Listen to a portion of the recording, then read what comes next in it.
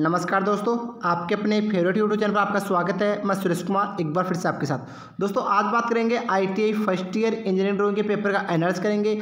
आज जिन बच्चों का पेपर था वो जरूर एनालिसिस करें तथा जिन बच्चों का भी एग्जाम नहीं हुआ वो भी इस पेपर का एनालिसिस करके जरूर जाए, क्योंकि काफ़ी क्वेश्चन है जो बार बार एग्जाम में वापस से रिपीट हो रहे हैं। साथ ही दोस्तों अगर आप चैनल को पहली बार विजिट करें तो सब्सक्राइब जरूर करना तथा बेल आइकन को प्रेस करना, जिससे आपको अगले क्लास नोटिफिकेशन मिल जाएगा। साथ ही इन पेपरों की पीडीएफ फाइल प्राप्त करने के लिए भी आप डिस्क्रिप्शन जाइए, वहाँ पर टेलीग्राम ग्रुप ज्वाइन कीजिए, वहाँ पर लिंक दिया हुआ है। तो वहाँ पर काफ़ी बच्चे हैं जो रोज़ एग्जाम दे के आते हैं फिर आपस में क्वेश्चन शेयर करते हैं, जिससे बच्चों को काफ़ी प्रॉफिट मिलता है। तो आप वहाँ से जरूर करना। तो ज़्यादा वक्त खराब नहीं करें, स्टार्ट करते। और आपका पहला क्वेश्चन किस प्रकार पूछा गया था।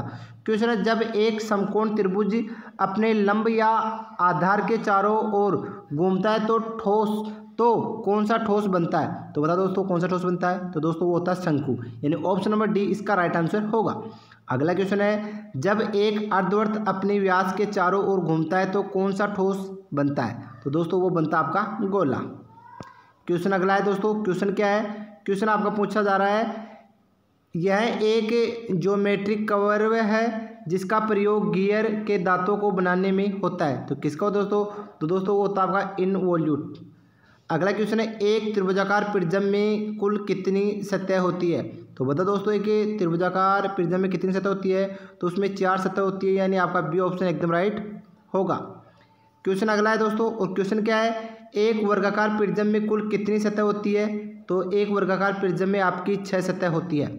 क्वेश्चन अगला है, ड्राइंग बोर्ड के कई भाग होते हैं, इसके बैठने का उद्देश्य है। तो बता दो इसका क्या उद्देश्य है।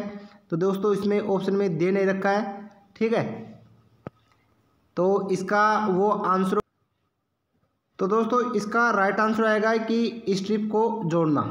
अगला क्वेश्चन है, प्रोटेक्ट चांदे कोण मापने का उपकरण है। तो बताओ दोस्तों किसमें बताओ। तो ये मापता है कोण को डिग्री में, यानी डिग्री में कोण को। तो इसका राइट आंसर आएगा ए।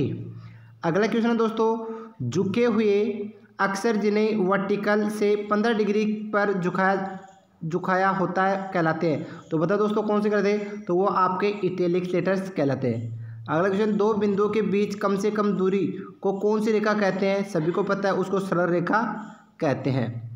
अगला क्वेश्चन है, एक गमन करता बिंदु अपनी दिशा बदलता रहता है, इस प्रकार बनी रेखा का नाम बताइए। तो बताओ दोस्तों जो अपनी दिशा बदलता रहता है वह कौन सी होती है। तो सभी को पता है वो वक्र रेखा होती है, यानी उसे कवर रेखा भी कहते हैं दोस्तों। अगला क्वेश्चन है दोस्तों आपका, और क्वेश्चन क्या है, एक सरल रेखा जो न वर्टिकल और ना ही हॉरिजॉन्टल है, उस लाइन को क्या कहते हैं। तो बताओ दोस्तों उस लाइन को क्या कहते हैं। सरल रेखा कहते हैं, वक्र रेखा कहते हैं, झुकी हुई रेखा कहते हैं। तो दोस्तों इसमें आपकी जो रेखा होती है उसे वक्र रेखा कहते हैं, यानी न हॉरिजॉन्टल न वर्टिकल, यानी इस प्रकार इसके बीच की दूरी क्या होती है, समान होती है। अगला, एक वृत्त में कितनी डिग्री होती है। तो सभी को पता है एक वृत्त में आपकी 360 डिग्री होती है।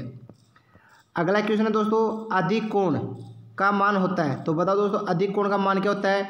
90 डिग्री से अधिक और 180 से कम के कोण को 90 डिग्री। अगर वृत्त कोण होता तो वो 180 से अधिक और 360 से कम होता। अगला है, निम्न में से किस कोण का मान स्थिर होता है। तो बताओ दोस्तों किस कोण का मान स्थिर होता है। सभी को पता है सरल कोण का मान स्थिर होता है, वो 180 डिग्री होता है। अगला क्या, निम्न में से कौन सा वृत्त का भाग नहीं है। तो बताओ दोस्तों इनमें से वृत्त का भाग कौन सा नहीं है। सभी को होता है वृत्त में केंद्र होता है, ठीक है, परिधि होती है इसमें, यह आ गई परिधि, और अर्धव्यास ये आ गया, ठीक है, ये त्रिज्यी।